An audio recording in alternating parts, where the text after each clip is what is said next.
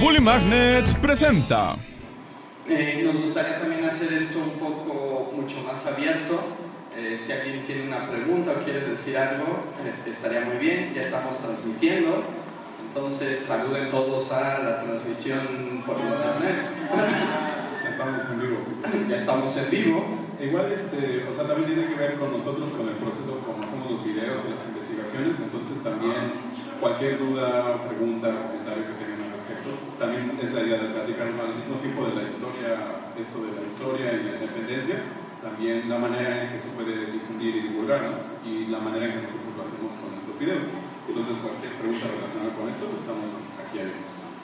Y pues creo que podemos empezar justo a platicar un poquito de por qué este video y el grito de independencia. Creo que cuando llega septiembre siempre es un momento como muy particular, porque más allá de ideologías, más allá de posturas políticas, más allá de todo lo que pueda pasar el resto del año, como que llegan estos días de diciembre y es cuando uno se detiene y empieza a ver como las banderas en la calle y los bigotes falsos en la cara de los niños y dice, ok, es que sí, somos México, ¿no? O sea, somos México y somos mexicanos, pero pocas veces nos detenemos pues, a pensar, ¿y eso qué significa, no? O sea, al final del día, o sea, ¿qué nos hace mexicanos? Digo, claro, muchas veces estamos, y con razón, renegando también de lo que nos toca, ¿no? De nuestra política, de nuestra historia, de todo lo que es, pero es como el momento en el que nos cuestionamos. Llegamos al final de septiembre y ahorita como que ya se está enfriando, pero hay que aprovechar para platicar un poco al respecto. Sí, aunque también es lo que platicamos, ¿no? Como que curiosamente, bueno, no curiosamente, o sea, este año hubo demasiadas banderitas y todo, realmente estuvo como medio apagada, ¿no? La celebración. Entonces, todo se ha ido apagando. Todo este año todo se ha ido apagando. Y además, y el viento estuvo también súper chapa, ¿no? Que ahorita nos contaban precisamente por allá de un gobernador que en el grito básicamente dijo, viva yo. ¿No fue el gobernador de Cristo? Sí, que dijo algo así como, viva la persona que ha estado aquí no sé cuántas veces y que ha traído tantas alegrías a este condado. Además también es clásico que siempre le cambian los nombres, ¿no? Acá los héroes patrios. Igual, eso también lo comentábamos cuando proyectamos los videos de independencia. Igual a José Ortiz de Domínguez le han puesto así como 10,000 nombres distintos. Y a distintos, o sea, muchos. Y como que siempre también tienen sus... Por ejemplo, ahora sacaron a Matamoros, ¿no? Así como... Pero luego hay unos que agarran y los meten en el baúl y vuelven a salir 10 años después. Sí, también. Es que le cambian el nombre, por ejemplo, hay una anécdota de mi familia, del pueblo donde eran, que decían viva Miguel, Hidalgo y Costilla, como si fueran 3 personas. Y creo que esto está interesante, digo, en el video se hace como este pequeño top de gritos extraños, pero es algo que podría como aumentarse, porque además cada año tenemos nuevas posiciones. Ahora lo que mencionan de los nombres y de que unos se van al baúl y regresan, creo que también es interesante de que la historia también es política. O sea, la historia no es inocente y solo está ahí y esta idea del conocimiento bello y bueno y absoluto, sino también tiene un uso práctico y político. Y creo que se nota en el grito. Siempre los que salen, los personajes que salen de alguna manera son los que son más afines a la ideología histórica del régimen. O sea, por ejemplo, en el sexenio de Fox, pues, como él fue la transición, básicamente se bajaba a Benito Juárez así de todos los estandartes nacionales y se puso a Francisco Madero, disculpen, se me hizo así bolas. Se puso a Madero porque también simbolizaba esta transformación, este cambio, y ahorita que lo mencionas también hubo un grito donde fue un viva Francisco y no me acuerdo si le tocó Ignacio, Indalecio, Madero, que todavía seguimos en esa eterna duda historiográfica, pero también es como curioso, ¿no? Los personajes que se toman, o sea, Fox gritaba, o sea, viva Madero. Madero no tiene nada que ver con la independencia, pero es parte de la agenda política. Sí, o incluso como la cuestión, también es muy ilustrativo el video en ese sentido de el grito que dan, ¿no? O como lo que quieren decir. Por ejemplo, está el discurso de Echeverría respecto de lo del tercer mundo, ¿no? Que ahorita, como digamos, hablar del tercer mundo es hablar así, pues, como de cuestiones relacionadas con países como también la manera nice o elegante de decirle, países en vías de desarrollo. Pero en ese momento histórico, hablar del tercer mundo significaba, porque era de la cuestión de la Guerra Fría, entonces el primer mundo era Estados Unidos, el segundo mundo era la URSS, con todo el socialismo y el comunismo, y de alguna manera el discurso de Echeverría en aquella época era una cuestión como de situar a México como el líder del tercer mundo, que América Latina según iba a ser como ese tercer mundo y México iba a llevar como la batuta. Entonces también su grito, como mencionaba Andrés, iba en ese sentido muy político, ¿no? Él al hablar de un tercer mundo se refería a eso, ¿no? Así como que nosotros vamos a ser los líderes de ese mundo que no es ni Estados Unidos ni la URSS. Entonces iba muy político su grito en ese sentido, y ya ahora el significado pues también cambia, ¿no? Porque ahora esto del tercer mundo pues es otra cosa totalmente distinta. No. También un poco como con Echeverría, y también tenía una intención de poner a México en el, o sea, como en el panorama internacional. No se nos olvide que Echeverría incluso hizo una gira para ganarse el Premio Nobel de la Paz, ¿no? Así, o sea, uno lo ve ahorita y es así como, ¿serio? O sea, ¿en serio que hiciste eso? ¿Pero qué hizo en su gira? ¿Qué hizo en su gira? Pues iba por todos los países del mundo diciendo que él promovía la paz, que las naciones tenían que estar como en armonía, etcétera, y luego ya sabes, aquí aplastaban rebeliones, estudiantes, pero eso ya ¿Por todo el mundo? sí, eso hizo como una gira. Pues por ejemplo Obama también tuvo su gira de la paz. Porque además estaban en los tiempos de la Guerra Sucia, ¿no? También estaba como candidateando para eso, pero también había mucha represión política aquí en esos años. Entonces sí, el ángel como Echeverría, el buen Echeverría. Y también pues la cuestión de los gritos es interesante. Llegamos en este video hasta Fox, pero pues también hay que pensar como los gritos actualmente qué significan. Con el periodo de Calderón, por ejemplo, que tuvimos este momento donde la historia se volvió popular por primera vez en muchos años, que fue el centenario bicentenario, y que también fue como una construcción política del discurso, porque curioso, los historiadores muchas veces se dan de topes en la cabeza diciendo ¿por qué se juntarían la celebración de la independencia de México y la Revolución Mexicana cuando no tienen nada que ver una con la otra? O sea, están separados en el tiempo, están separados por la ideología, por lo que se procuraba. O sea, son dos eventos diferentes, solo ocurrieron en México. Y entonces por eso tuvimos un bigotón gigante en el Zócalo y un montón de estela de luz. Yo lo único que recuerdo del bigotón gigante, ni siquiera recuerdo qué significaba eso. Creo que nadie supo, que era así como el pueblo de México, porque todos somos un bigotón gigante en nuestros corazones. Entonces es como un poco de cómo se utilizan esto, pero al mismo tiempo sí hay cosas que unen. También lo que se mencionaba en el video, el grito existe desde un año después de la muerte de Hidalgo.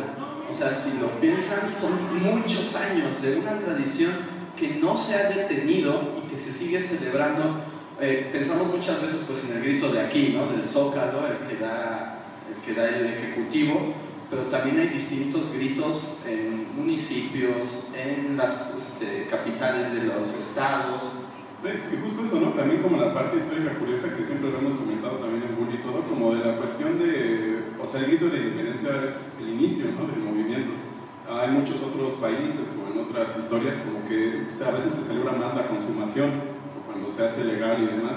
Entonces es curioso que también es como muy mexicano, que aquí de alguna manera, o sea, como que el inicio es como la fecha más importante, ¿no? Para celebrar. Y que además si nos ponemos como precisos, además celebramos un movimiento que fracasó, ¿no? O sea, porque Hidalgo no logró su cometido, o sea, Hidalgo fue destruido por completo. Fue la independencia que consumó ya después de Morelos y después Iturbide, etc. Pero es curioso cómo celebramos el inicio de un movimiento que además fue un fracaso. Aunque la consumación también es en septiembre. Justo a fallar, ¿no? Ajá. Y nadie se acuerda de eso. Ahora, es que también tiene como una... Hay que hacer un meme de la consumación. Sí, hay que hacer un meme para que la gente la recuerde, pero también es curioso, porque también tiene una cuestión, pues esta ideológica de que en nuestro panteón de héroes, digamos, México es un país que le encantan los héroes, O sea, construye su panteón y es como el club así como la Liga de la Justicia, y quién entra y quién no. Y curiosamente también la consumación de la independencia no es tan celebrada porque el que la consuma es Iturbide. Y Iturbide no está del lado de los buenos de la historia, está del lado de los malos. Pero eso también es como algo que nos encanta hacer, ¿no? Como ponerlos a todos siempre en monografías abrazándose así. Cuando en realidad, cuando te pones a investigar, pues la mayoría se odiaban, y tanto la independencia, por ejemplo, la independencia, ¿quién es Allende o Aldama? El que como que no quería ir algo. Aldama no lo querían mucho, ¿no? O sea, había diferencias, ¿no? En el movimiento, ya cuando Hidalgo está cerca de tomar la Ciudad de México. Bueno, Allende y Hidalgo nada más fueron amiguitos al principio y después... pero tuvieron muchas diferencias de logística, ¿no? Bueno, y luego Hidalgo enloqueció y se nombró a Pedro Serenísima. Y bueno, Iturbide y Guerrero, todos ni siquiera estaban con ellos en el mismo tiempo espacio, ¿no? Los únicos que eran amigos eran Morelos y Hidalgo. Pues era como su maestro, pero en realidad también eso, como tendemos a imaginar así como a Hidalgo y Morelos, así como diciendo, hola, ¿cómo estás? Vamos a tomar un café.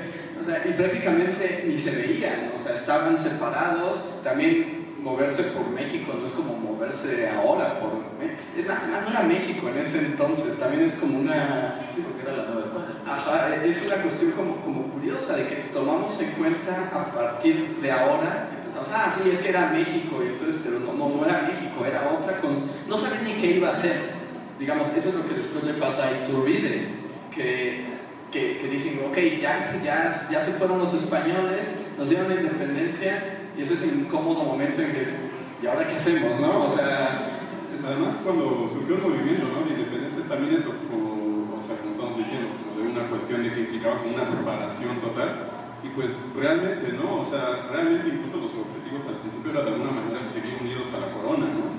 En cierto sentido, más que nada querían como al principio como una autonomía económica, política, legal, como en un sentido, porque era todo un lío como de estar pidiendo permisos a la corona, y como que eso se demoraba meses. Entonces al principio, o sea, y también otros, o sea, y también lo hemos manejado, ¿no?, así como Primo de Verdad y como otros independentistas hipsters de la historia, o sea, como de que no son muy conocidos, pero que de alguna manera sus objetivos eran otros, ¿no? Entonces también es como entender eso, ¿no? Luego tenemos esta idea como de que se quería como fundar la idea de la nación México, pero no necesariamente, de alguna manera también se mantenía de alguna manera la ligación con la corona española. Porque en realidad también una de las primeras como razones por la independencia, eso sí viene en los libros de historia, como los criollos, que son los que se organizan, es porque los criollos no podían acceder a puestos de poder de primer nivel, solo de segundo para abajo, y los primeros tenían que ser españoles enviados por la corona española,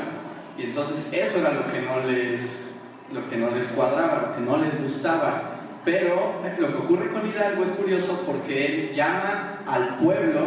De hecho, algunos historiadores que no quieren mucho a Hidalgo, o sea, es como que levanta a las masas, ¿no?, de una manera como despectiva, como la revolución del pueblo que no sabe lo que quiere, que es como una horda que nada más se suelta y destruye todo sin tener una idea de construcción. Pero esto es muy importante porque hace de la independencia un movimiento popular, que no lo era, digamos, la idea original no era que fuera popular. Hidalgo la hace popular, derrotan a Hidalgo y como que se reajusta, pero ya se queda esa sensación, y creo que esa podría ser la explicación de por qué celebramos el movimiento de Hidalgo, porque es el movimiento como de todos. De todo, sí, no, porque no estaría tan padre así como ¡viva la élite criolla que quería puestos políticos! Tal vez no tiene tanto... No le estaríamos gritando. No tiene tanto ponche. Y que también es curioso, ¿no? Con relación a lo que decían, que en el grito también Hidalgo grita ¡viva Fernando VII! ¿no? ¿Sí lo gritó? Es que es una de las... creo que esto ya lo hemos comentado en algún momento de lo extraño de la figura de Hidalgo, de eso de que ni siquiera sabemos cómo era físicamente. O sea, no hay ninguna pintura, ningún registro gráfico de cómo se veía Hidalgo. Se inventó. Y no es casual que sea un viejito, acá calvito, pero súper fuerte. Porque es eso. Es como muy viejito, pero a la vez siempre está Sí, es como, no inventes, puedes luchar con Bruce Lee y demás. Pero es eso, porque es el padre de la patria. O sea, tenía que crearse la idea del padre fundador de la nación y se construye. Tampoco sabemos qué gritó en su grito, y como también dice en el video, no sabemos cuánto duró, porque a veces parece eso como viva y ya están todos, ¿no? Y ya todos se levantan en armas y van a quemar cosas. Y no, fue todo un proceso, y de Hidalgo no sabemos tanto, digamos, antes de que estalle el movimiento.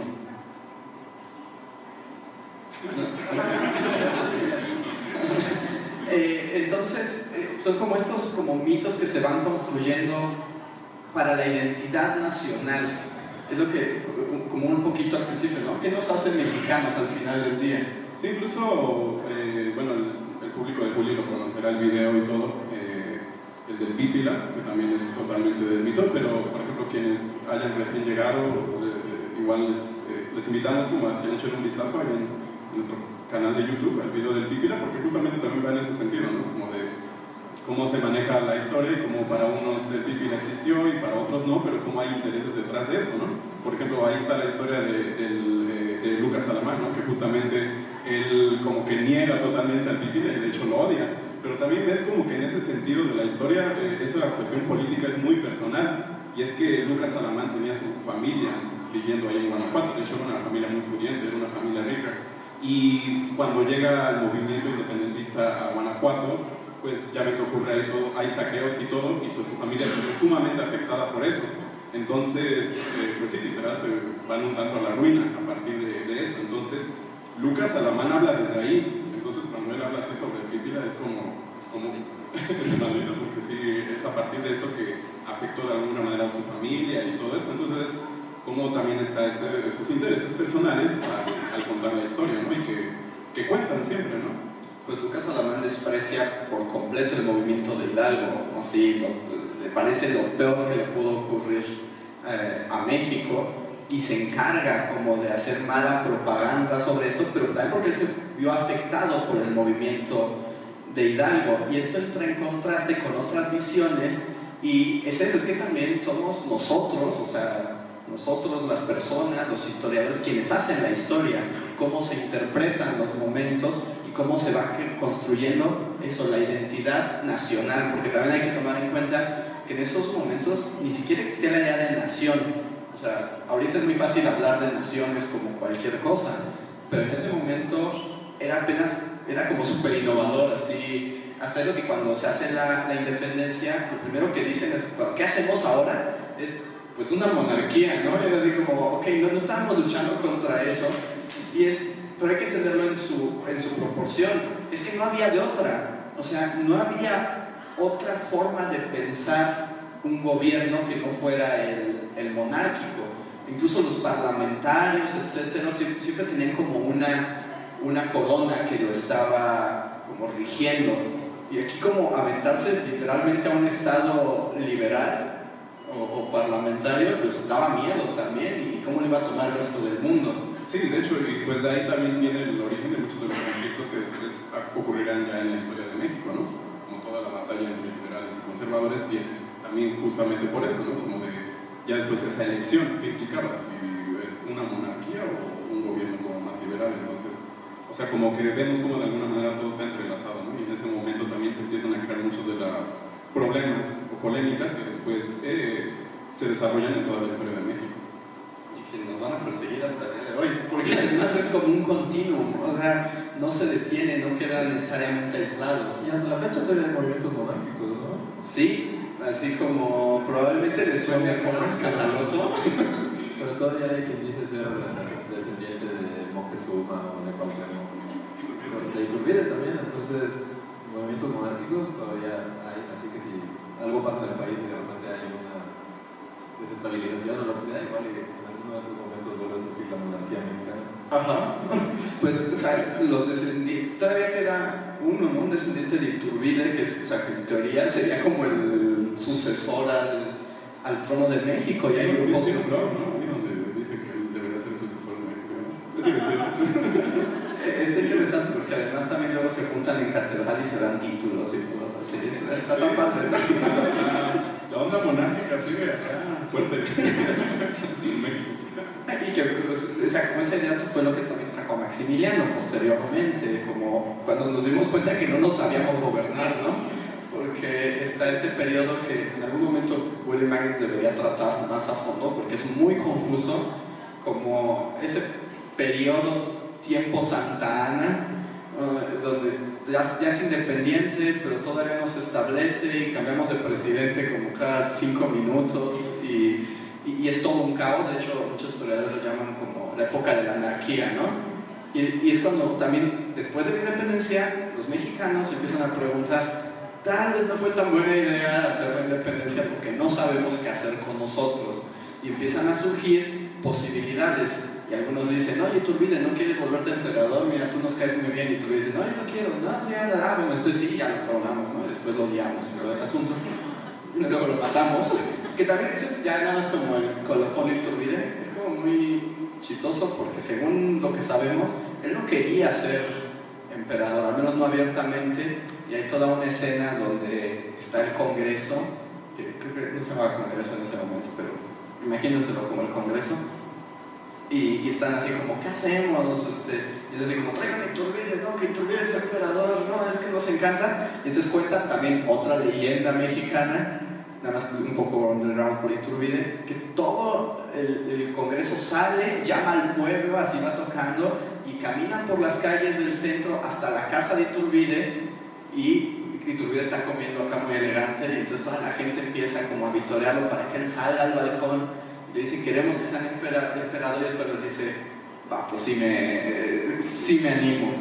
Pero entonces son como todas esta idea de buscar pues cómo construir México al final del día. A Maxi le pasó lo mismo, ¿no? Él también estaba muy feliz allá y van a tocar a su puerta a decirle que se me quiere ser el emperador de México. Pobre Maxi. Era como muy mala idea, ¿no? Sí. Hasta la fecha, como actualmente, si alguien le dijera, ¿quieres venir de ser emperador de México? Digo, si tú estás en un castillo en Austria y eres parte de la nobleza y pues, tu vida es acá súper increíble y te dicen, ve a México, aparte en 1800, o sea, supongo que tuvo que ir un mapa, ¿no?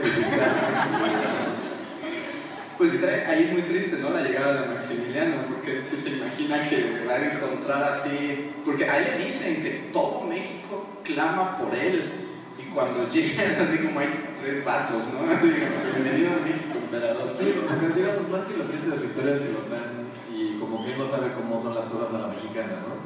Y pues las cosas a la mexicana han sido a la mexicana desde aquellos tiempos, porque pues sí dicen, o sea, van con Maxi y le dicen, no, todo el mundo votó por ti, mira, aquí tenemos las votaciones y todos dicen que tú eres lo máximo. Pero pues aquí, ¿qué? O sea, aquí ni siquiera sabían que era Austria, ni quiénes eran Habsburgo, ni quién era Maximiliano, ¿no? O sea, aquí fueron a los pueblos y les dijeron, a ver, pon una X aquí en donde dice que quieres votar por Maximiliano. Y pues con una votación, como muchas votaciones en este país, van con él y le dicen, no, el pueblo mexicano te adora, no pueden esperar a que llegues. Y pues estúpidamente, porque, o sea, era como inocente, buena onda, o sea, era noble, pero era muy estúpido. Y pues, o sea, cae en la trampa. Porque además ya cuando llega él súper amigable acá, ¿no? Él así como decir, liberales y conservadores, no importa, no se peleen, vamos a ser todos amigos, a llevarnos bien, vamos a sacar a México adelante y demás. Y pues, o sea, él venía con toda la actitud, la cara buena onda, pero pues estaban todas las riñas ahí presentes, ¿no? Y obviamente pues eso le estalló así en medio y pues ya Maxi pues ya pues la sufrió, ¿no? Totalmente. Pero él venía así con toda la actitud así de, sí, no importa, seamos... Y bueno, el caso de Maximiliano es muy interesante también porque tiene un proyecto de nación muy mexicano, o sea, pero a la europea también, o sea, es como, también es un poco inocente, digamos, a lo tonto, como quiere como ser buena onda, pero viene con su buena onda, soy de la nobleza de Habsburgo, ¿no? Vengo de Europa, no entendía en realidad que era México, y sí hay como progresos, o sea, se crean como escuelas, se protege a los indígenas que habían sido muy perseguidos hasta entonces, es muy liberal, es muy progresista. De hecho, seguro lo han leído, lo han visto por ahí, que Maximiliano era más liberal que Juárez, ¿no?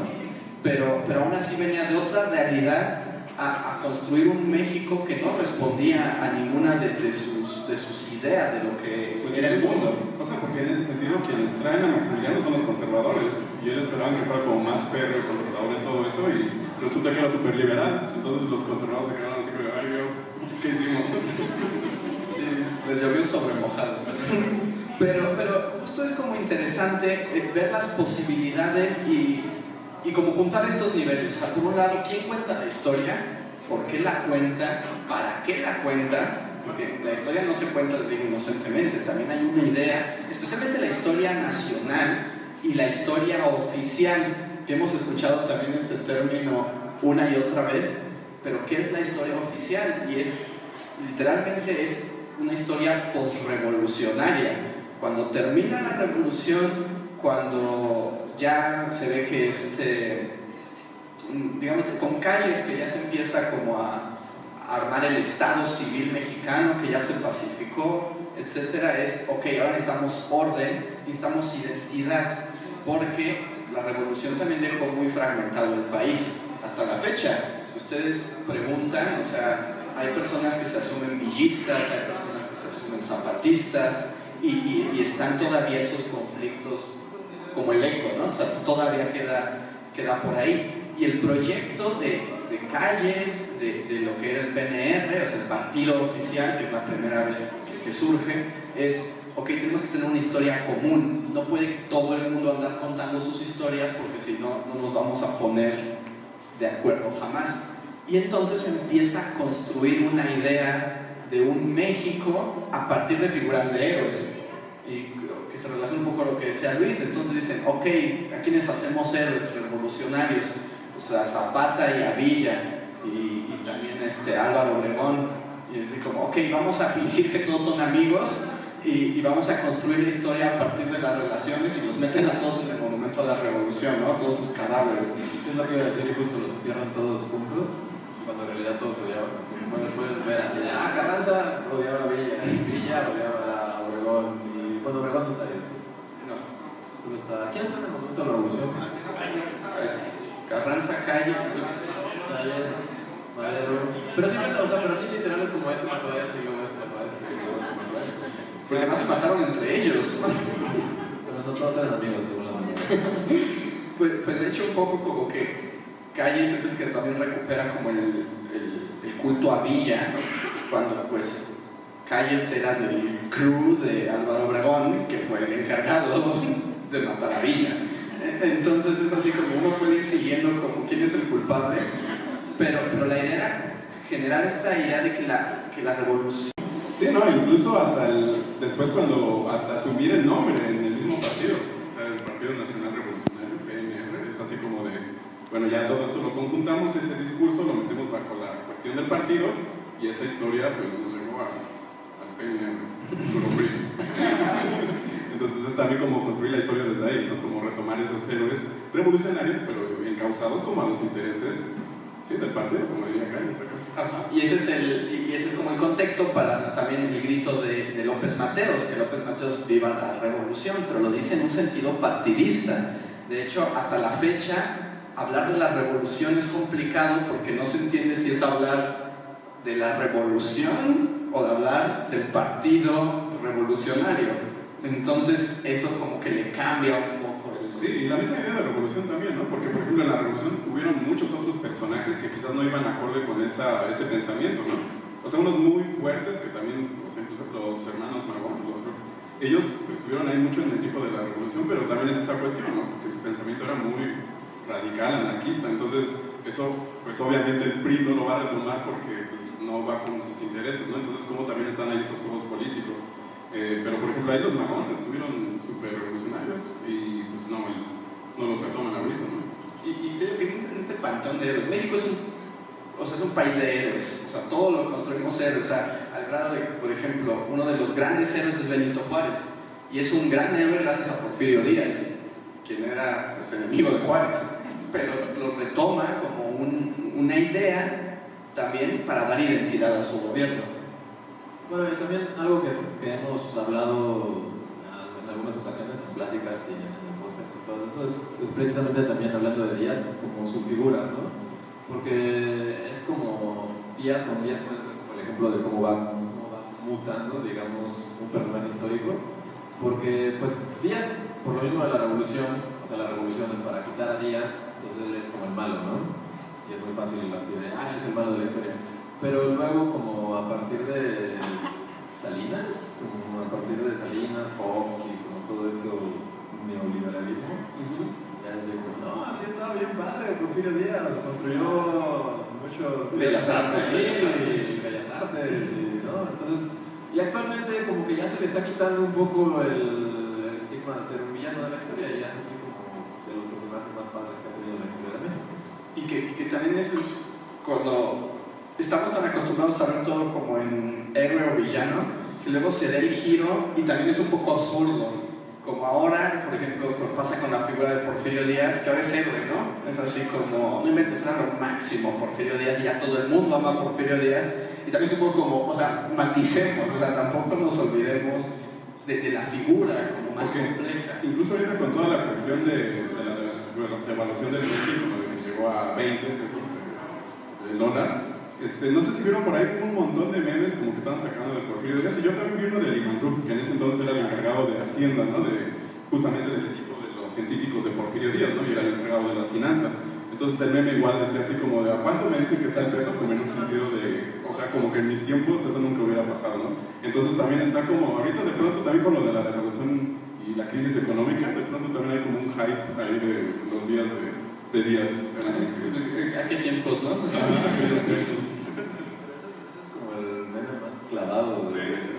No mucha gente va a entender ese meme.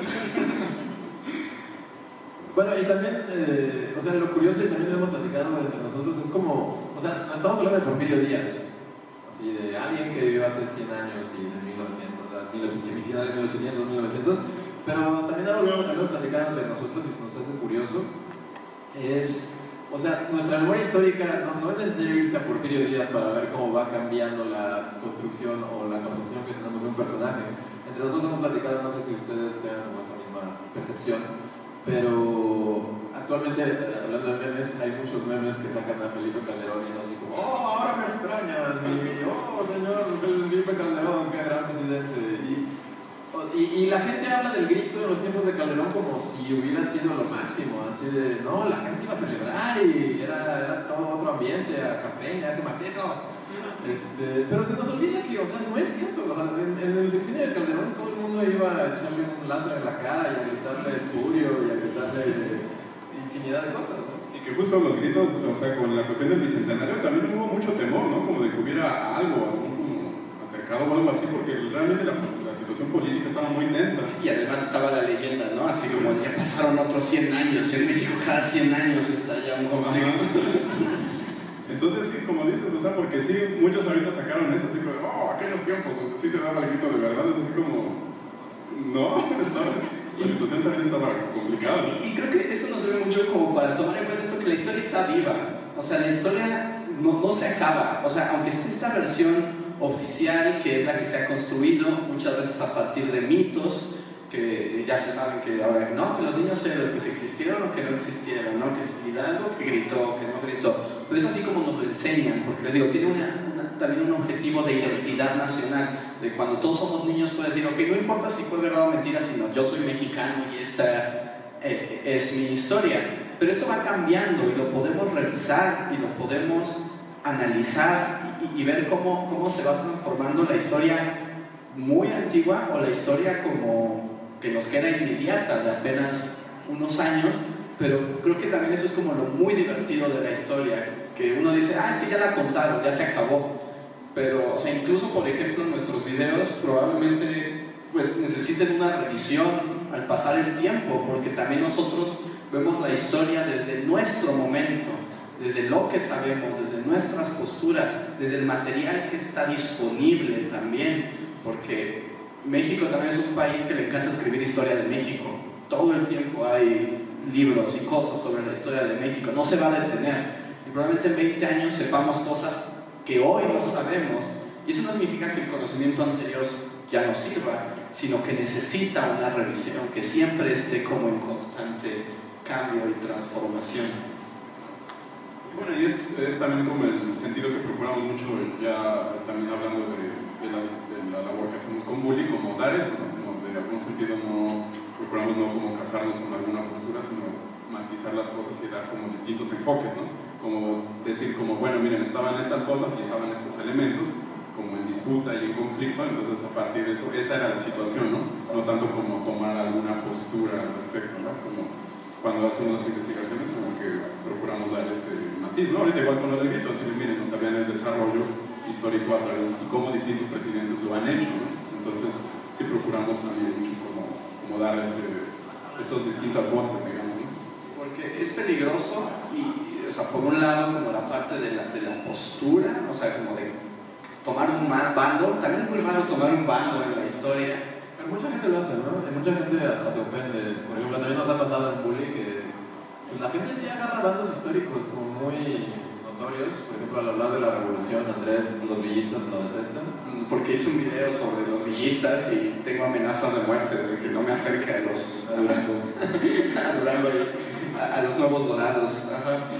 Pero pues, es curioso que la gente se case y se tome tan en serio como personal acciones o cosas de personajes que vivieron hace cientos de años, ¿no? Pero pasa. Y también la gente se toma la historia muy personal. Y también es divertido porque pues habla de nosotros, son nuestras raíces, son nuestros discursos, son como nos hemos construido, ¿no?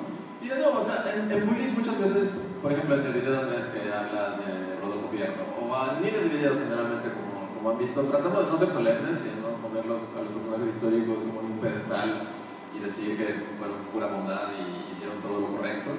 O sea, pero tampoco tratamos de, como siempre dicen, no desmitificar, no hacer polémica, no, les voy a dar algo, sus mujeres, o sea, así es como Martín, bueno.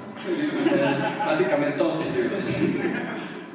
Lo que tratamos de hacer es como humanizarlos, o sea, porque todos, o sea, no solo los personajes históricos, sino toda la gente en general hace cosas buenas, hace cosas malas, no toda la gente es como 100% un villano en su historia, ni toda la gente es heroica, sino todos tenemos la capacidad de equivocarnos y de hacer cosas con buenas intenciones, pero que acaben saliendo mal, porque no sabemos el contexto de toda la historia, digamos, a nuestro alrededor.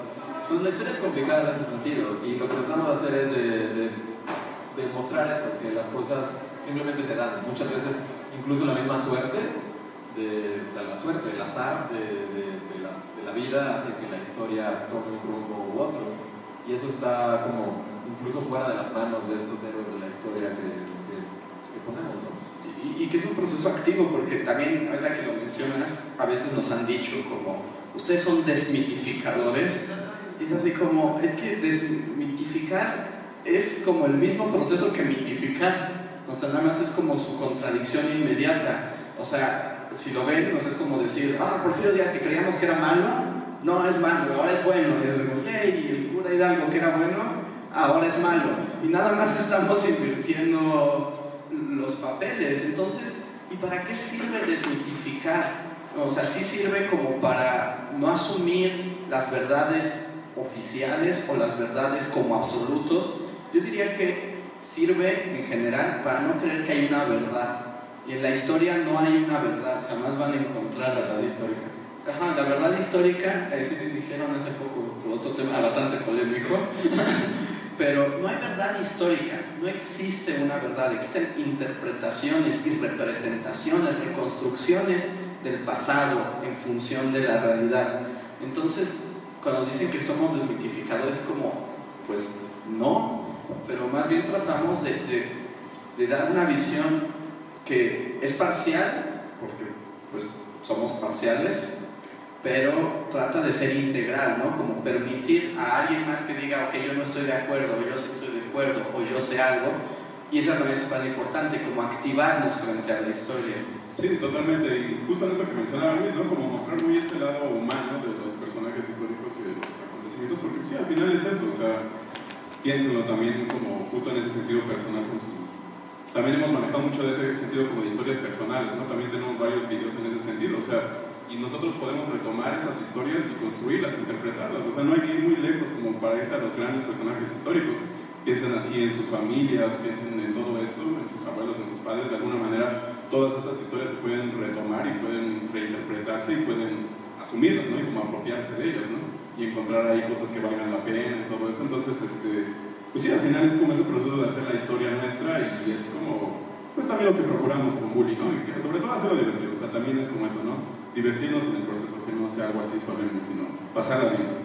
Y que es importante, pues ya nos están escuchando ahorita ñoñar y ponernos intensos y jugar y todo, y estamos hablando de historia, pero es que es algo que puede ser muy apasionante, y ya como hablando un poco más del proyecto, es uno de sus objetivos, algo por lo que nació, la posibilidad de compartir la historia con otras personas, la historia de México, la historia del mundo, una materia que parece que es a fuerzas, que nos aburre, que como que en la noción clásica parece pensar que es como, me voy a aprender fechas y nombres, y si tú tienes mala memoria, no te dediques a la historia porque no la vas a hacer. Pero la historia es más que eso, es ver cómo se integra como la sociedad y en el tiempo, y cómo llega hasta nosotros. Sí, totalmente, e incluso también hasta en un sentido de caminar la ciudad, ¿no? O sea, estamos en el centro histórico, aquí está lleno de historia en todas partes, entonces saber como, no es tanto de ñoñar como digamos, como en postura gorda del mundo, ¿no? De saberse todos los datos y demás, sino como en un sentido de interpretar el mundo en el que estamos a partir de eso, ¿no? De verdad sí se vuelve muy emocionante, y nos pasa siempre con los videos cuando los hacemos, como de pronto ya ir a un lugar y saber que ahí pasó algo, como que lo ves de otra manera, y como que todo ese antecedente también te da muchos recursos para entender lo que está ocurriendo actualmente, ¿no? Entonces va más en ese sentido, como que enriquezca a tu persona y la manera en que ves el mundo, ¿no? Como conocer historia. Y yo creo que lo que podemos hacer ahora es un poco en cuanto a los personajes, en cómo se pueden tratar, en esto de qué es verdad y qué es mito. Vamos a ver otro video. Un video más como para cerrar ya el tema de la independencia y de los personajes históricos, cómo se manejan, cómo se tratan, etc. Y después que volvemos a una ronda de preguntas y respuestas, ¿les parece? Sí. Eso, entusiasmo por la historia.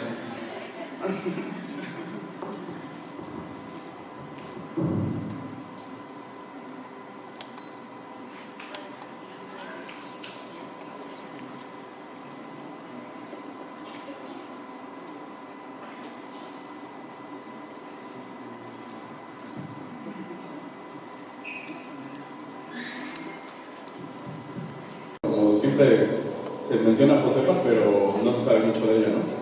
A mí de los comentarios del video, varios que me encantan es así como de varias chicas que dicen así como, ay sí, a mí me tocó ser la corregidora así en la primaria cuando tuvimos que interpretar la independencia, y sí, justo pasó lo mismo, me tocó los taconazos y hasta ahí quedó. Los taconazos y el chongo, ¿no? Entonces es así también, pues es divertido, ¿no? Ver tal como lo ve la gente, porque yo digo, pues ya me enteré más, ¿no? Yo pensé que sí había quedado de los taconazos porque a mí me tocó interpretar esa parte, pero ya me enteré más del asunto, ¿no? Y más pues de esta visión como mítica de la historia de México, que es un poco como lo que queríamos como platicar hoy. Entonces creo que es momento de una sesión de preguntas y respuestas. Muchas gracias por venir. Si quieren preguntarnos algo, comentarnos, ya sea sobre el video, sobre el proyecto, sobre todo, con mucho gusto.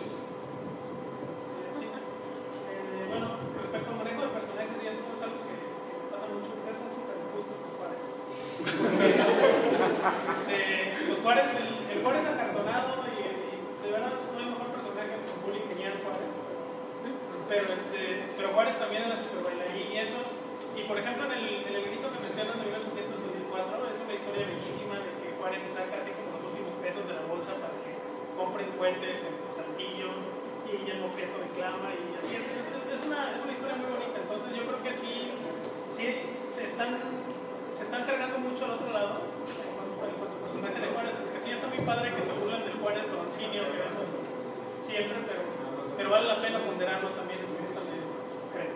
Y bueno, ya saben que aquí están los rookies de la primera fila.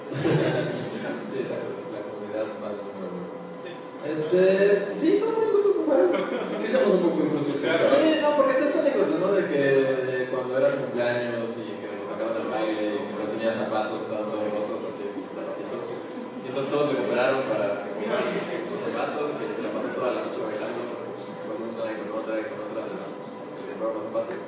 O esta de que no le gustaban como las cosas muy fancies, entonces tenía su hamaca en Palacio Nacional y entonces era como súper relajado y todo.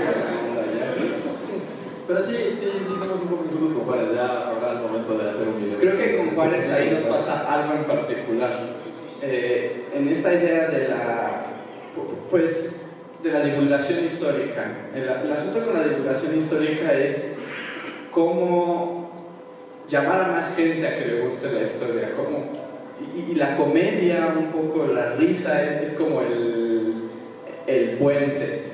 Y lo que nos ha pasado con Juárez, curiosamente, que fue como casi involuntario, es que nuestro Juárez es este Juárez como aburrido, siempre serio, como en todos los retratos oficiales, y un poco así, y que se convirtió como en un chiste. Juárez nos sirve, de hecho es como de nuestros chistes más populares, es como de los personajes que más risa generan. Y sí ha pasado algo curioso con Juárez, que varias veces hemos querido hacerle su propio video, sus propias cosas, pero el chiste se volvió más fuerte que nosotros. Y es como difícil adaptarlo, y es como una de las posibilidades que puede como ocurrir. Tú tienes razón, falta el lado de Juárez. Falta el lado de Juárez. De hecho, lo que intentamos varias veces con los videos de Reforma era eso. Entonces, sí, ahí lo buleamos mucho, pero incluso, por ejemplo, recuerdo que yo quería hacer un video de Juárez, pero me acabó llamando más la atención su rival, Miramón. Entonces dije así que no voy a hacer sobre Miramón. Pero sí, o sea, estaba ahí Juárez y todo, pero creo que también nos ha costado trabajo como encontrar la manera, ¿no? Eso también hace mucho de chiste, por eso surgió el chiste así entre nosotros, como de agarrarle como el sentido a Juárez, a encontrarle ahí como el hilo y como contarlo divertido, pero sí, eventualmente yo creo que lo tendremos que hacer porque sí, es muy solemne nuestro Juárez. Solemne entre comillas, porque hay un video en el que se la pasa jugando caricaturas y molestando, hablando de tejada y haciendo sonidos de animales. Entonces, Y también salen un discurso de primaria para interpretar el inicio de la primavera, entonces es divertido, es a su manera, pero es gracioso, padre. más cuando trolean en la tejada. ¿Hay otra mano por ahí? Con respecto a Jorge Domínguez, se habla mucho de ella como una de las mujeres que participó en la independencia. Hace poquito también sacaron un libro al respecto de su vida y mencionaba la autora que hay muchas mujeres más que fueron participantes de la independencia. Entonces, como de repente a nosotros nos da un poco de necesidad de que iguales tocar también se quedan. Sí, claro, sí, también nos han pedido mucho a Leona Vicario, por ejemplo, ¿no? Que también es como un personaje súper interesante, sí. Sí, tienen historias bien, o sea, interesantes. Por ejemplo, también Leona Vicario, ella escribía, ¿no? Y redactaba para periódicos, entonces era ella como súper activa en ese sentido. Y por ejemplo, ella, bueno, según he leído, también se le considera como la primera periodista como tal, porque ella publicaba, ¿no? Para esa época. Entonces sí tienen un buen de historias bien interesantes y que es la idea de sacarlos, ¿no? También el video de Josefa es mucho ese sentido, ¿no? Como que está ahí Josefa, pero no se habla o se sabe mucho de ella, entonces también era como la idea, ¿no? Entonces sí, eso lo consideramos. También hay muchas mujeres, tanto en la historia, ya sea de los grandes momentos como independencia o revolución, que vale la pena retomar, porque sí hay muchas historias muy interesantes. Okay. También por un lado, como que Leona Vicario tiene este asunto de que es como, o sea, como que después de Josefa el imaginario tiene como a Leona Vicario, aunque no nos queda claro exactamente qué hacía ella, pero creo que le acaban de hacer una serie, ¿no? Una miniserie en el 11 o en el 11, no me acuerdo, alguien hizo una serie, pero lo que le pasa siempre a Leona Vicario, ¿no? Que la vuelve como una telenovela, varias veces la han hecho. Por ejemplo, tenemos ahí como nuestro video de independencia sale un fragmento de Leona Vicario y al momento de representarla pues tuvimos que elegir qué hacer, porque la idea, como estas telenovelas y todo, es que Leona Vicario era súper sexy, ¿no? Era así como una femme fatale, pero en realidad, como revisando los archivos, las imágenes que había de Leona Vicario, pues era una señora y como gordita, ¿no? Y como que era así como, no, esto no vende, ¿no? Entonces como que la han transformado. Nosotros sí tomamos la versión como más como apegada como a la iconografía que existe, pero también con las mujeres es un problema en el sentido de que mucho tiempo en la historia han estado excluidas o mal interpretadas o como su nivel puesto en otro nivel. De hecho, en ese sentido, como ya para mandar a otro video, Antonio hizo también un video sobre el voto de las mujeres en México. Ah, sí, de hecho, el personaje de, por ejemplo, de Hermila Galindo, que fue en la época de la Revolución como de las que más impulsó todo esto, es curioso, o sea, de verdad es como bien, o sea, como conflictivo, porque no hay una imagen de Hermila Galindo, ¿no? Y de hecho, la que se tiene no es Hermila Galindo, es la que normalmente entras a Wikipedia y le das a Hermila Galindo y que te aparece ahí, empiezan a ser Hermila Galindo, es la esposa de Cárdenas. Amelia. Entonces, como también está ese sentido, ¿no? De pronto ahí, incluso también en ese sentido de ilustrar, ¿no? Y para mí es muy interesante porque yo le dije a Luis así como, mira, están como estos dibujos como que están ahí de Hermila Galindo, está esta interpretación de lo de Amelia, pues no sé, o sea, literal Luis tuvo que inventarse a Hermila Galindo de alguna manera, ¿no? Y a sí, es un problema también, o sea, que en cuanto a las mujeres de la historia, generalmente nunca hay una imagen única, ¿no? Así, por ejemplo, Hidalgo, pues es el viejito con el pelo blanco y todo, ¿no? Pero y Josefa sería la única, ¿no? Siempre sabemos que su perfil es, su nariz es como muy aguileña y tiene un chongo. Y ya. Pero sí, en el video de las sufragistas no había ninguna imagen de ninguna mujer, entonces fue nadie como inventárselas. Y también Leona Vicario, fue curioso porque sí, googleé Leona Vicario y tiene puras chicas super sexys así con una bandera. Porque ves a Andrés Quintana Roo que se hay un cuadro y es como, ella está casada con No, y también, o sea, es también en el sentido, como hablando hasta de eso, ¿no? Como de la ilustración, procuramos también eso, porque sí fue, recuerdo en ese momento, le dije a Luis, pues están estas imágenes que se dice que era Hermila, o así se le describe, y a partir de eso, pues Luis hizo un dibujo, pero también procuramos eso, ¿no? No solo fue así, pues quién sabe, creo que como tú quieres, fue así, bueno, a partir de esto, eso es con lo que contamos, así que creemos una versión con lo que hay. Y sí, el papel de las mujeres en la historia también es muy importante y tratamos como sacarlo. Antonio ha estado haciendo como varios videos sobre mujeres, de la historia del voto de las mujeres en México, pues toma como las tres mujeres que hicieron esto posible y que pues están como borradas de la historia oficial, ¿no? O sea, que en la historia oficial esas cosas nunca nos las enseñan y aunque son muy importantes. Sí, porque también, por ejemplo, en ese video del voto de las mujeres luego se habla mucho de esto de, el momento en el que los mexicanos obtuvieron el derecho a votar, y se habla como un derecho universal, pero pues queda claro que no, porque en ese momento solo era exclusivo para hombres mayores de 21 años de edad, ¿no? En ese entonces también como este sentido del derecho al voto universal, pues también la idea es como ver los otros matices, así como en un sentido, pues las mujeres todavía no podían votar y fue hasta que ocurrió todo esto a mediados del siglo XX, en los 50, cuando realmente fue. Entonces también es como también enterarse de eso, ¿no? De que realmente no ha pasado mucho tiempo, si lo piensan, o sea, son un poquito más son como unos 60, 70 años, entonces también como considerar eso, ¿no? Que es algo reciente y que eso está en la historia, ¿no? Como retomarlo, porque de pronto también lo vemos así como, bueno, ya siempre hemos podido votar y todo, pero no, también es como ver la historia que hay ahí en el sentido del voto de las mujeres, pues fue un derecho por el que se luchó, ¿no? Y por el que se tuvo que ganar. ¿Otra pregunta? ¿Quién actúa de conspira? ¿Quién es? Solo cuando llega su transmisión de repente interfiere y quién sabe, vive en un sótano y nunca hemos salido, nunca hemos visto su cara. Y además tiene la mejor iluminación de Google Images, ¿no? Porque sí se asegura que nunca se vea su cara. Solo sus guantes. Ojalá tuviéramos al iluminador. ¿Quién sabe? Es un misterio. Ya sepamos quién es conspirado. A ver, tu mano por acá. Bueno, me gusta su trabajo.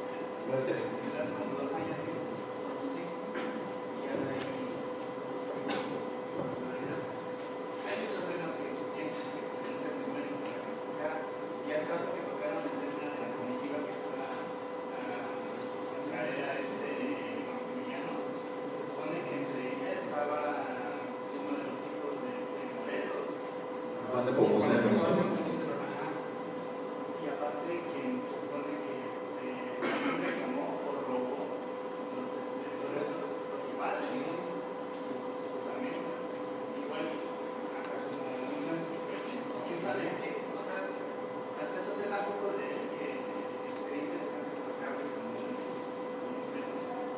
videos exclusivos de Juan de Pomos. Estaría padre, ¿no? Porque sí es así como super underground. Y es que además también es esto, ¿cuántos personajes conocemos por los nombres y no sabemos realmente quiénes son, ni qué hicieron, ni a qué se dedicaron? Están como en este que les digo, como este panteón de héroes mexicanos. Yo digo, pero de quién es, sepa, no es Hidalgo, entonces pasemos al siguiente, pero es una muy buena opción, gracias. Además, se pone a tener como esta historia como de que siempre pasa como la sombra del padre, ¿no? Quizás.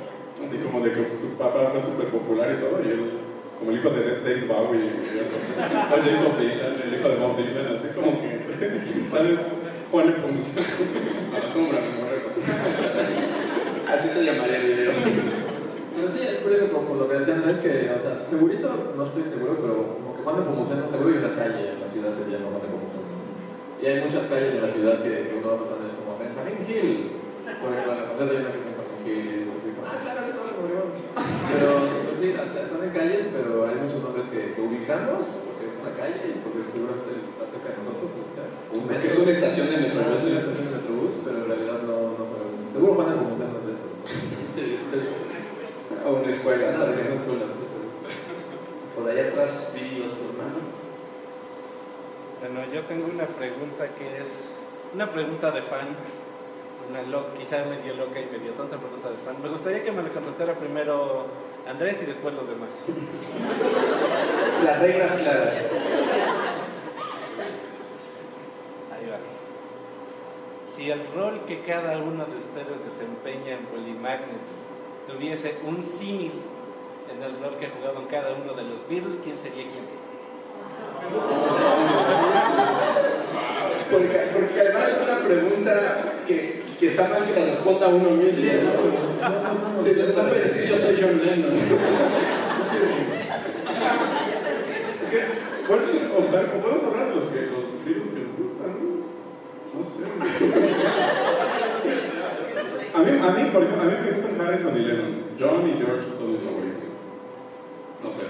Yo paso el tiempo y como que George Harrison es mi favorito. Sí, bueno, por alguna extraña razón George Harrison es mi favorito. Todos somos George Harrison. Sí, no, al menos lo pienso, ¿no?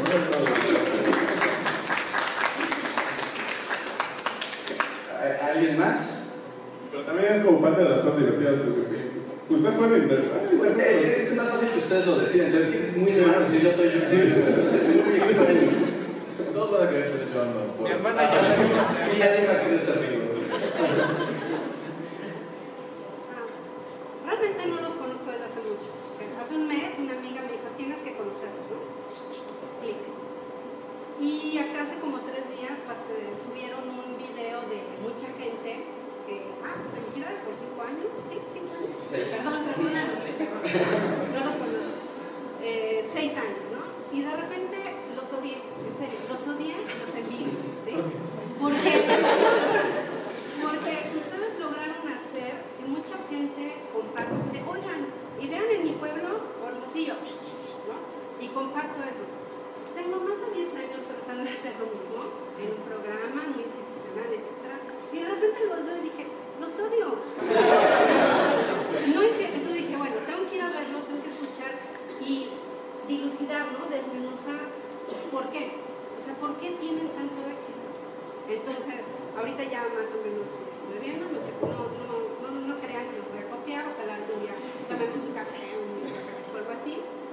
Pero ustedes les están preguntando a sus fans y a todos, ¿por qué les gusta? O sea, yo sé tu éxito y dices, pues porque soy apasionado, digo la verdad, es una nueva manera, ¿no? De compartir la historia y vean, ¿no? O sea, vean que no es tan malo, tan aburrido, etcétera, ¿no? Pero les han preguntado a ellos, ¿por qué estamos aquí?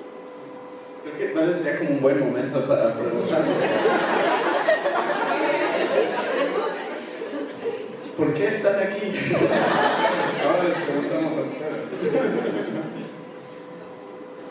No, pues, o sea, por ejemplo, un factor muy importante y que siempre lo decimos y lo consideramos es que nos divertimos mucho, realmente. O sea, nunca lo consideramos como un trabajo. Realmente, cuando estamos investigando, son de pláticas ñoñas y sacamos acá los chistes y nos la estamos pasando bien. O sea, y los chistes van saliendo así solitos y todo como en la pláticas y en pasarla bien. Entonces, procuramos verlo. O sea, un factor importante de lo que nos gusta que hagamos es que nos divirtamos en el proceso. Si no, no le vemos así como el sentido, ¿no? Ajá. Eso sería un factor. Y como compartir también, creo que eso nos ha gustado mucho. Tal vez no hemos hecho la pregunta, o sea, qué es lo que les gusta, pero hemos aprendido como a crear una comunidad, que es como importante. O sea, no solamente somos nosotros hablándole como suele ocurrir en la academia, ¿no? Como desde un pedestal, o sea, porque yo sé y yo les voy a enseñar. En realidad nosotros en este proceso de divertirnos aprendemos también, y luego muchas veces son nuestros fans o nuestros seguidores que saben más que nosotros y nos corrigen los videos, y nosotros nos gusta que eso pase porque implica que hay una interacción entre nosotros y que todos podemos compartir el gusto por la historia. Como que no nos gusta ver la historia como un bien exclusivo, sino como un bien común que podemos compartir, que podemos trabajar. A nosotros se nos ocurrió más bien esto, como decir, oigan, y si lo platicamos así, si de alguna manera tratamos de compartir la historia, y nos da mucho gusto ver, o sea, y ver que hay gente, y ha habido gente que está dispuesta como a entrar en esa como relación con nosotros. Sí, porque incluso ahora las dinámicas que tenemos con el proyecto, sí, justamente no es subir el video y ya, ¿no? Tenemos el espacio de los podcasts y demás, donde es como en ese sentido ya de la comunidad, ¿no? Así de vamos a comentarlo, díganos qué opinan, vamos a divertirnos, vamos a reflexionar a casa, como compartirlo y pasarlo bien, ¿no? Y muchas cosas, ya hemos sacado así varios videos y temas que han surgido de esas dinámicas, ¿no? Que hacemos con la comunidad. Entonces, sí, también es muy importante eso. Porque nos gusta decir eso, que la historia es cosa seria, pero no tenemos por qué ser serios para hablar de historia, ¿no? Entonces, como que comparta eso, creo que es donde podemos como jugar todos juntos. Es un poco eso, Woolly Magnets es jugar con la historia, ¿no? Aunque nos la tomemos en serio y seamos responsables con ella, pero también divertirse y pues como vivirlo. Bueno, y ya como otra cosa, con respecto al video que nos hicieron los fans del sexto aniversario, pues también fue para nosotros así súper increíble, la verdad. Sí, estábamos muy emocionados. Fue muy emocionante, y precisamente eso, bueno, a mí también me quedé pensando eso de qué padre que de cierta manera influimos en que alguien haya agarrado su cámara y haya ido hacia el centro del pueblo donde vivía, o cerca de su casa había una iglesia o lo que sea, y bueno, o sea, gracias por eso de que somos muy famosos, está bien padre, pero bueno, como al interior también ha sido, o sea, sin sonar súper dramático ni nada, ha sido como una lucha constante, porque también la cultura es una especie como... Es una barrera. Es una barrera, o sea, siempre tratamos de saltar esa barrera y de decirle a la gente que pues, hacer, o sea, contenidos culturales, educativos, en nuestro caso historia, pero también hemos abarcado a veces literatura, a veces filosofía, a veces otras cosas, que es divertido, ¿no? Que no tiene por qué ser solemne y aburrido, y que o sea, hemos tenido este éxito, pero al ver ese video, aparte de que nos emocionó mucho, fue como, wow, realmente podríamos hacerlo mucho más grande y hacer que, o sea, cada quien en sus bolsas ahorita tiene una cámara, ¿no? Y tiene una cámara con una calidad de grabación bien padre, entonces cada quien puede hacer lo que nosotros hacemos en cierta medida, y salir a la calle y decir, en la esquina de mi casa hay una iglesia, o aquí mataron a alguien, o aquí o sea, no te acabó, pero en cualquier pueblito, en el pueblito más pequeño, retirado, hay unas ruinas, o hay unas cascadas, o los cristeros se escondieron en algún momento, alguien ocultó armas por ahí. Entonces, estuvo bien padre ese video, y a mí personalmente lo que me hizo pensar es como, wow, quisiera llevar esto más lejos, quisiera que en serio cada persona hiciera un mini documental de donde vive, y que eso se pudiera compartir, porque vivimos en un país como México, siempre es el problema de la educación, ¿no? Como, es que la educación es un problema, y los maestros son un problema, y la escuela es un problema, pero eso ha sido un problema desde que estábamos en primaria, o sea, es algo que yo escuchaba desde que estábamos en primaria, y todo el mundo escuchó desde que estábamos en primaria, y pues sí, la educación y la Secretaría de Educación y los sindicatos de maestros son un problema, pero en realidad actualmente tenemos como ese potencial de subir a la red con cosas con contenido cultural y educativo, que no tienen que ser solemnes, y aprender todos de eso, ¿no? Y que podemos, pues eso, aprender todos. Y lo que también decimos a veces, como hacer también el internet menos estúpido, o sea, poder trabajar para aportar algo, no significa hacer obras maestras, no significa cambiar el mundo con un meme, pero sí poner un grano de arena para que también haya más para todos. O sea, no que desaparezcan las cosas ridículas y estúpidas que también nos hacen reír y que también se vale consumir y disfrutar, pero que no sea lo único que haya, que también nos acordamos que somos agentes y que también podemos lograr cosas sin necesidad de que nos den permiso, que la escuela lo permita, que el gobierno abra las puertas. Nosotros mismos podemos como comenzar. Sí, porque incluso, y haciendo referencia de nuevo al video de que nos enviaron los fans, o sea, realmente sí fue muy conmovedor y muy emocionante ver eso, como esas historias que están ahí, porque también hablando de eso, o sea, como de estas instancias oficiales, de pronto como que sí suele haber como un desprecio a todas esas cosas, ¿no? Entonces, como que sí, digamos, nos corresponde, nosotros así como tenemos ahí la herramienta de internet y podemos hacer estos materiales a cualquiera de nosotros, como pues retomar esas historias y contarlas, ¿no? Entonces, sí, a mí también me pongo pensando mucho, o sea, como que realmente podríamos hacer esto mucho más grande y que la gente podría estar contando miles de historias, ¿no? Porque no sé, es que hay tantas cosas emocionantes, o sea, aquí estamos a 2 cuadras, aquí vivía Doña Marina, la Malinche, vivía aquí a 2, y es así como, nadie se entera de eso, ¿no? O sea, porque desde la instancia oficial es una casa ahí derrumbada que nadie le hace caso así y todo, pero, o sea, históricamente es un lugar interesante, ¿no? Ahora bueno, me parece que es una escuela, pero hay una plaquita ahí nada más así toda como desgastada, así que pues aquí vivió Doña Marina, ¿no? Pero no sé, como que uno lo ve y lo piensa y dice, pues, con esto se podrían hacer miles de cosas más, ¿no? Tenemos tiempo para otra pregunta, porque si no ya se nos va a acabar el tiempo. ¿Una más? Ok, todavía. Bueno, pueden ser 2 porque están como muy ellos 2. 1 y 2.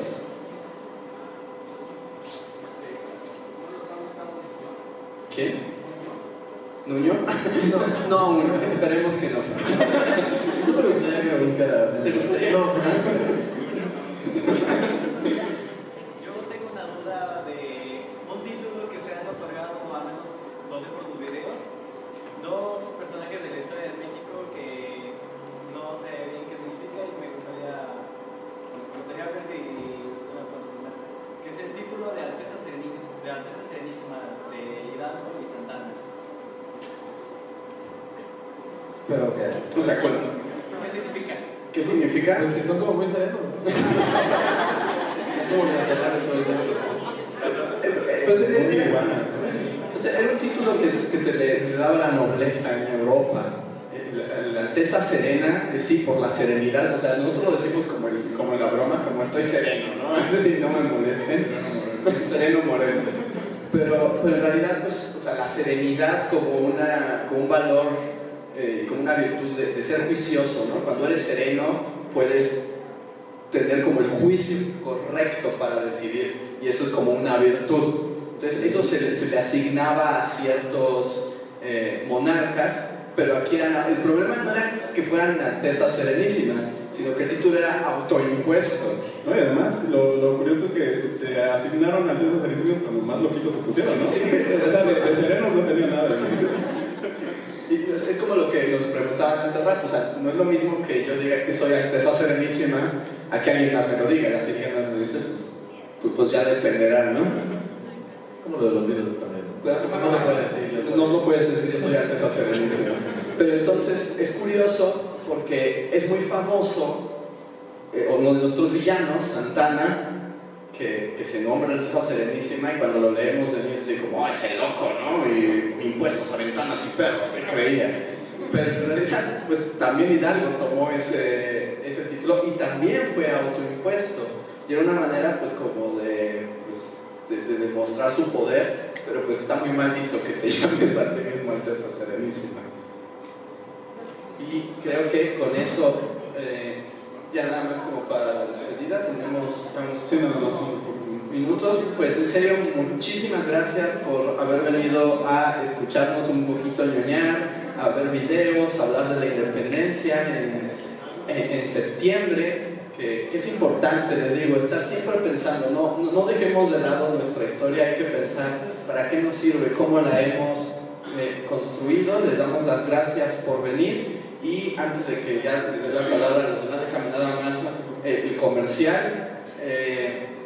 Bueno, además de que entren a Bully Magnet, se suscriban, lo compartan, hagan que todos sus primitos y sobrinos se suscriban también, pero solo para recordarles que el próximo viernes vamos a hacer como una presentación en el Museo de Antropología e Historia ahí frente de Chapultepec, porque vamos a hacer nuestro video de aniversario y nuestra primera colaboración con el INAH. Entonces están invitados, va a ser una situación especial.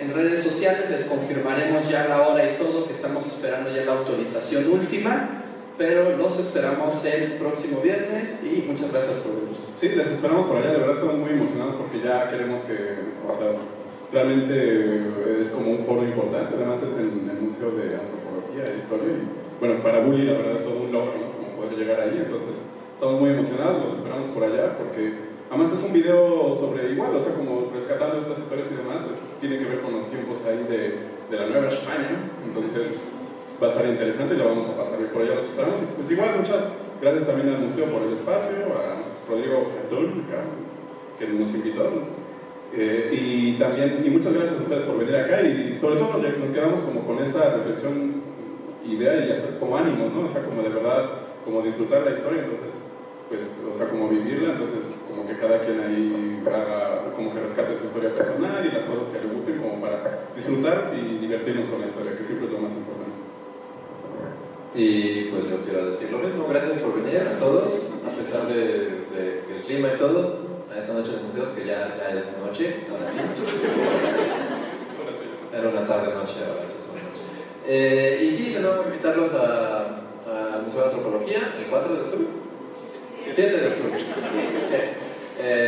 Va a estar padre, vamos a pasar un video que estamos trabajando de momento, pero estuvo padre colaborar con el INAH y pues todas estas cosas, tanto lo del INAH como estar aquí en el Museo de Archivo de Fotografía, la verdad es que